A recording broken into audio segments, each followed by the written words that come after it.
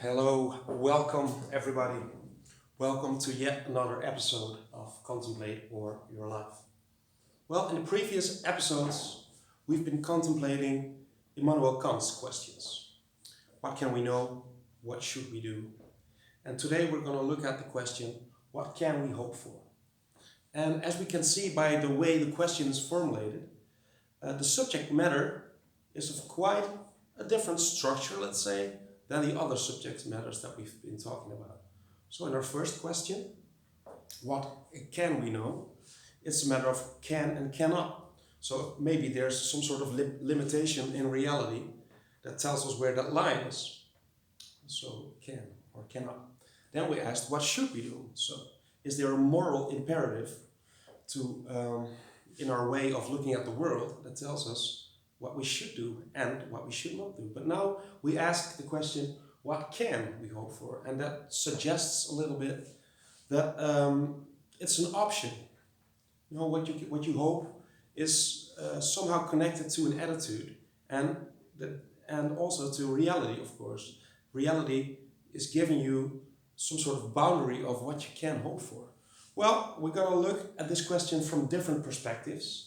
Let's try an Aristotelian perspective, and that basically says, well, we should really find the middle ground. Well, because there might be such a thing as having too much hope. And we'll explore that side of the story. Maybe sometimes we have too much hope. And then, of course, we get disappointed in reality because we have an incorrect view of what reality is. We hope for too much. And then we might get disappointed and we might get cynical. That's one side of the story. But maybe there's also such a thing as having too little hope, or no hope at all.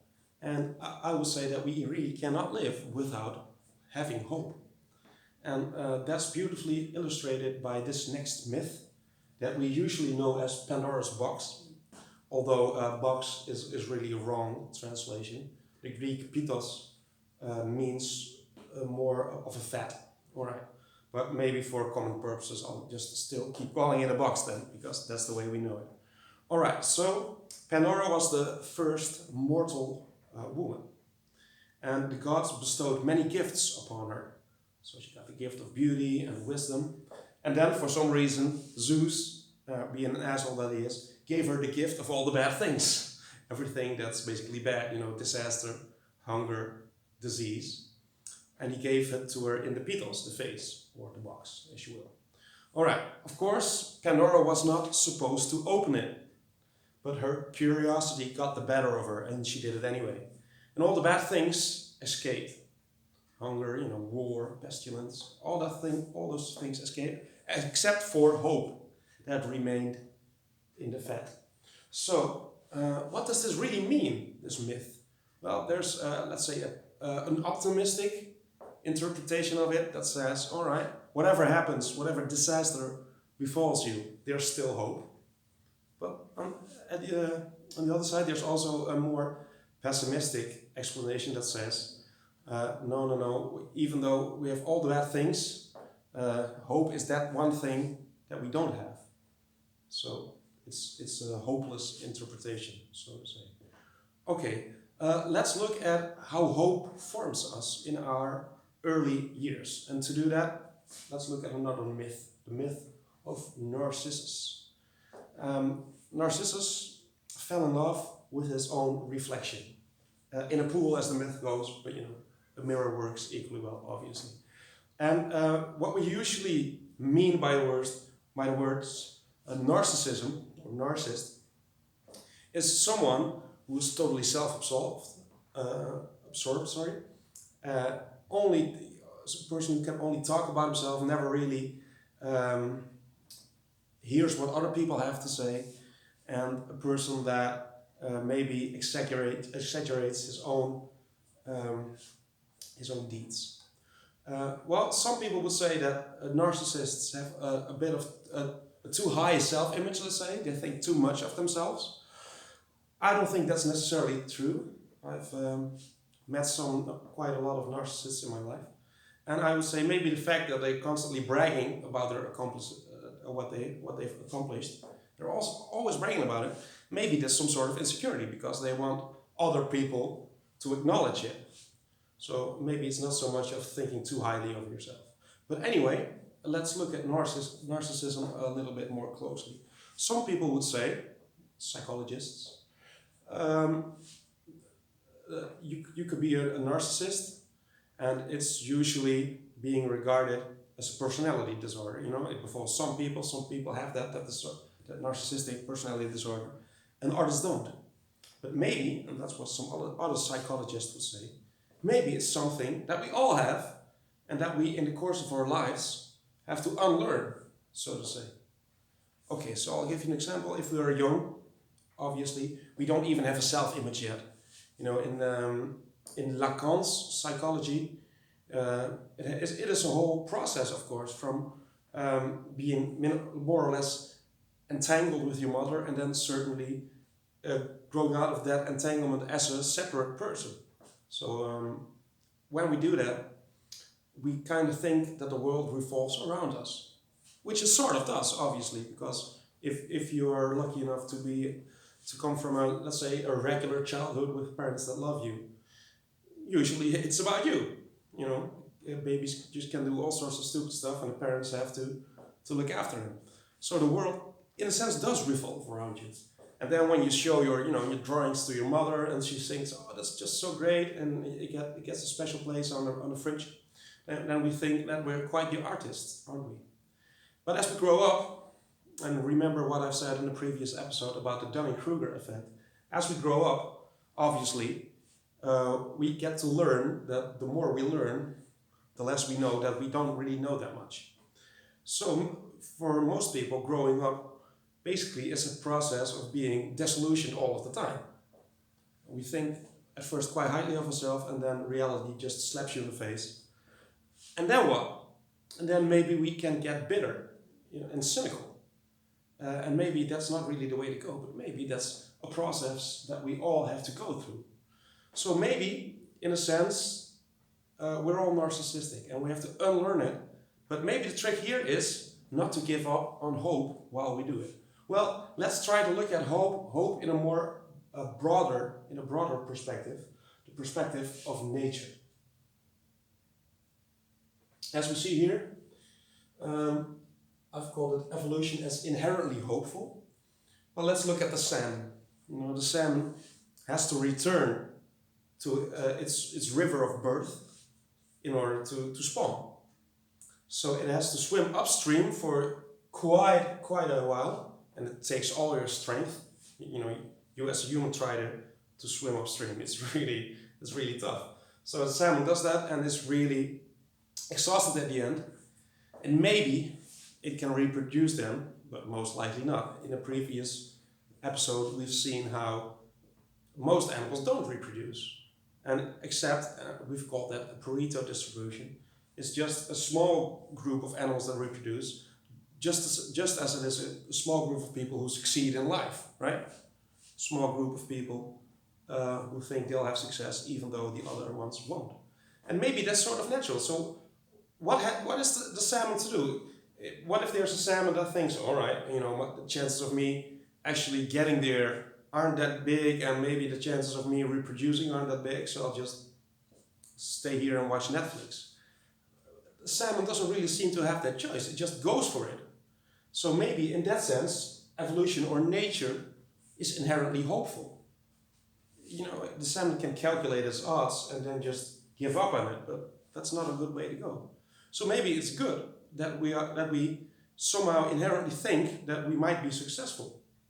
And when I ask my students that, returning back to the point of narcissism, when I talk to my students who are, let's say, about 14, 15 years old, and I ask them, what would they want out of life?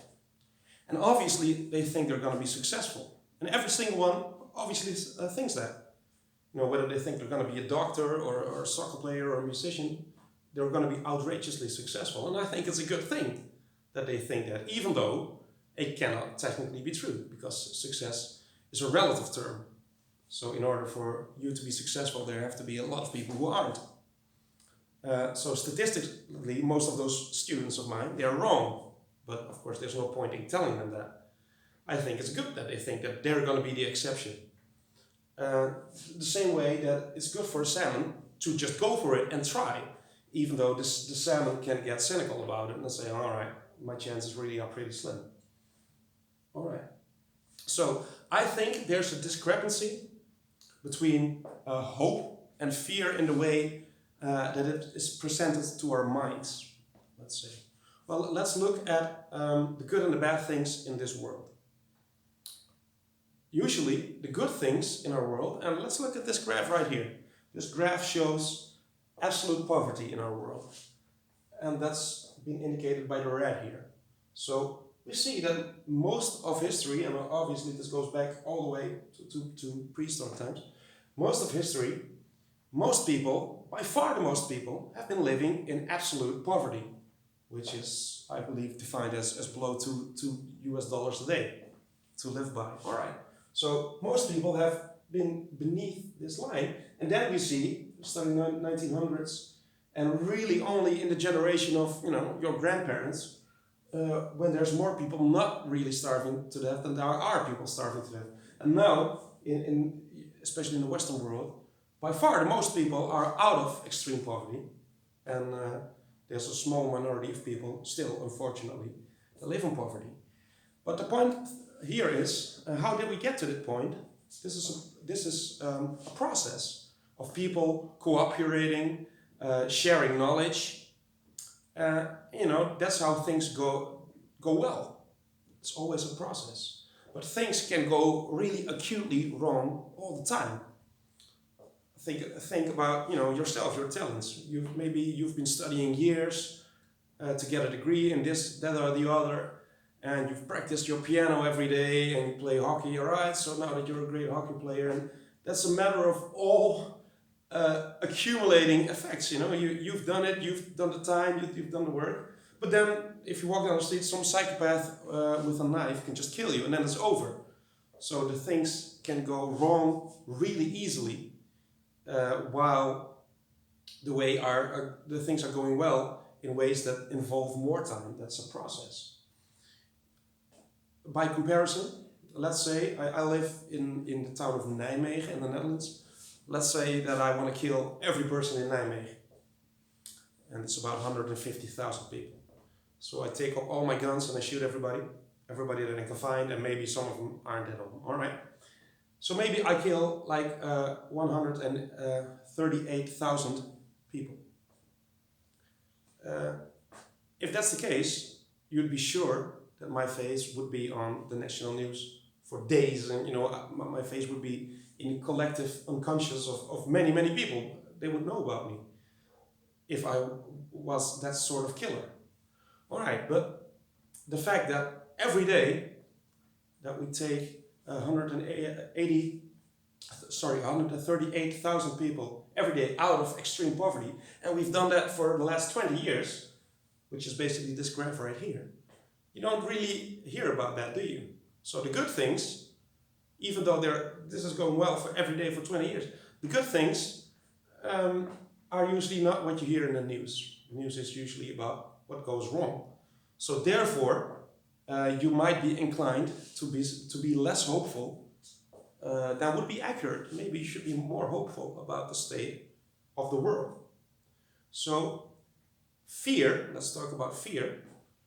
Fear presents itself to us in quite a different way than hope does. Because you can be hopeful, but as we've seen, good things are usually the result of a process and not the result of something that is just happening in the world. We can walk down the street and a psychopath could kill us. But it's not that we can expect to just, if you want to be, let's say you want to be rich, that a bag of money just drops out of the sky. Every now and then in a movie, of course, it does. And usually when it does, it's a really bad idea. Don't do it. Just watch No Country for Old Men. Don't take the money. But anyway, if we want to have hope, all right, so let's say you want to have hope of becoming rich, but you have no skill. Okay, so you could, buy a lottery ticket. And a lot of people seem to be denigrating that in the sense that, the lottery is just a taxation for stupid people. But I would disagree in the sense that, okay, what you're buying, even though you know that the chances of you winning are really, really slim, what you're buying, obviously, is a bit of hope. So at least you can hope to become a millionaire, right? And okay, so hope and fear are presented to us quite different. Let's talk about fear then. So we know that things can go acutely wrong in the world all the time. But the way that we experience fear, and in a minute I'll go beneath that fear into what we call anxiety. There's a lot of reasons to be fearful, but we experience that a bit differently than most animals seem to do. Maybe you've seen images of, let's say, animals chilling in the Serengeti. And, when a lion walks up to the zebras, and the zebras notice them, they'll get fearful and they'll run.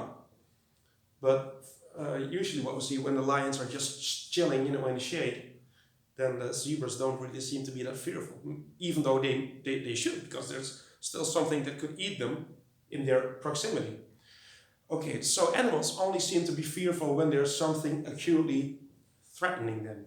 But humankind, obviously, has this blessing and this curse of being self-conscious. And that goes back to some previous episodes where we've talked about the story of Adam and Eve. So they reached that point of being aware of good and evil. And also that meant, obviously, that being aware of your own mortality and your own suffering, that's not always a pleasant thing, isn't it? Well, you know that you're going to die someday. And you know that you or someone close to you will get a terrible disease.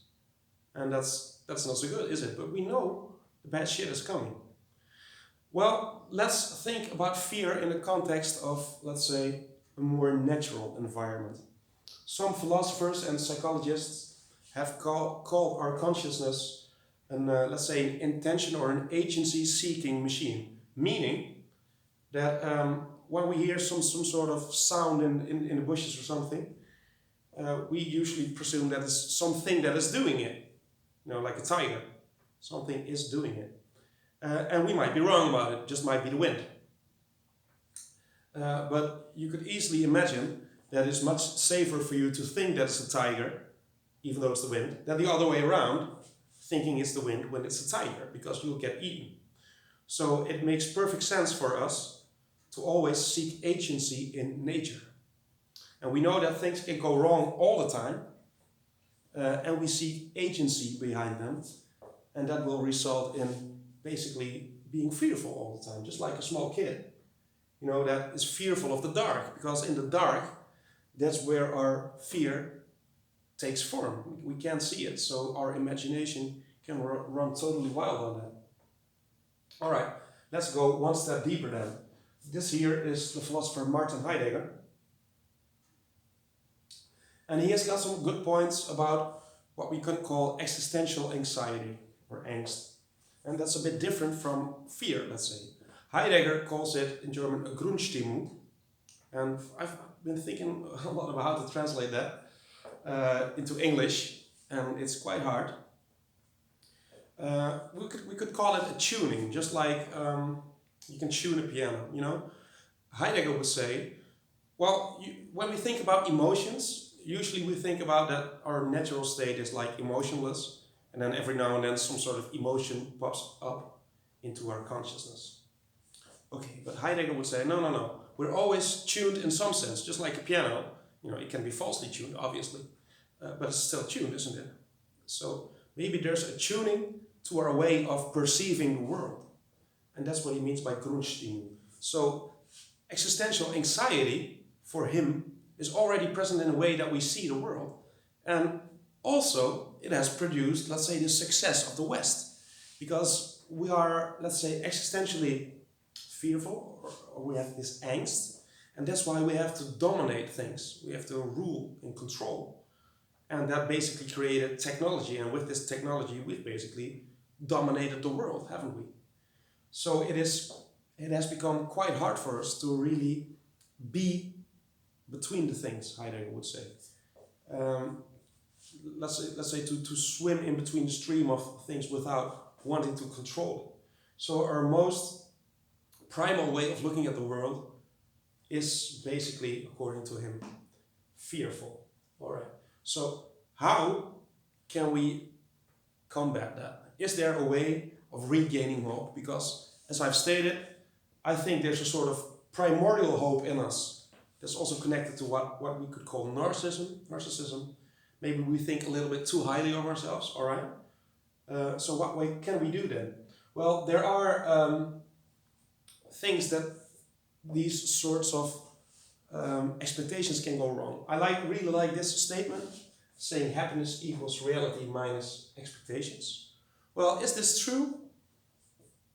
For one part, I think it is, but for another part, I think it's dangerous. All right, for the part that's true, I would say, okay, if you have really high expectations of reality, let's say you want to be the king of everything and you want all the women to adore you and you want everyone to just praise your name all the goddamn day long. If that's your expectation, you're going to get some disappointment, obviously. And if that disappointment is too big, you might feel unhappy about that. So what you should do, you should adjust your expectations. All right. But if you've been disappointed by the world and you've adjusted your expectations, let's say, too low, what then will follow? Then you might fall into the trap of cynicism. As Obama here points out, he says cynicism is a bad choice. And we know, obviously, Obama had made his campaign on hope. So cynicism is usually what strikes teenagers extra hard as well, when we call it teenage cynicism. It's when you've lost this original hope in life. You know, you've begun your walk upon the stairs of the, let's say, the Dunning-Kruger effect, and you've started to realize that maybe you're not as awesome as you thought that you were. And I've seen it in teenagers, you know, they don't want to laugh anymore, they just think everything is stupid. They always want to talk bad about other people who still live their dreams, and that's of course a bad influence. If you've got people in your surroundings that are always talking down on other people's dreams, that's quite a bummer, isn't it? So I think it's good to have hope and dreams. And we've seen in a previous episode, and that's why I think that religions, in that sense, are extremely powerful and meaningful. We've concluded in a previous episode that happiness basically is having an aim, having a goal to work towards, but not necessarily reaching it. And that's the beautiful thing about religion. Let's say if your aim, your goal, is the afterlife. Well, no one will ever come to the conclusion, hey, apparently there isn't an afterlife, because, you know, if there's nothing after death, there won't be anyone to conclude that. And if there is afterlife, of course, then the religions in some sense were right. So even though this statement cannot ever be falsified, the statement of there being an afterlife, it still gives people direction and aim in life, doesn't it? Even though they'll never reach it. So if you give up on that and fall into the trap of cynicism, I would say that's bad, just as Obama says here. So what is the way out of it? Even if we lose our primordial hope, or narcissistic hope, as I would say, what can we do then? I think what we can do is rethinking hope, or reshaping it, reimagining it. In the sense that maybe we've lost our primordial hope, and we're not as awesome as we thought. But then what can we use to create hope? Well, as we've concluded, the good things in life are usually the product of a process, and the bad things can go down easily, quite fast. All right. So you can put hope in yourself and in the developing of your talents, you know, because that's what you do as you grow older. You grow, and in that sense, that might be a source of hope, couldn't it? In the sense that, you know, the butterfly pops out of the cocoon, and it's hard to even imagine it to be the same creature as the caterpillar. But biologically, it is the same phenomenon, of course. So what I mean here is, not all hope is lost. You should have hope, because without hope, you won't do anything. And I think that, well, let's brush on the comfortable subject of suicidal people. You know, I've known a few, and well, it is easy to think suicidal people are depressed, but not all depressed people kill themselves, obviously. And it's easy to think that suicidal people have nothing in their life. But I think the one thing that they should all have in common, probably, you can't ask them, of course, if the ones who've succeeded. But they've lost all hope. They see no way in which it might get better.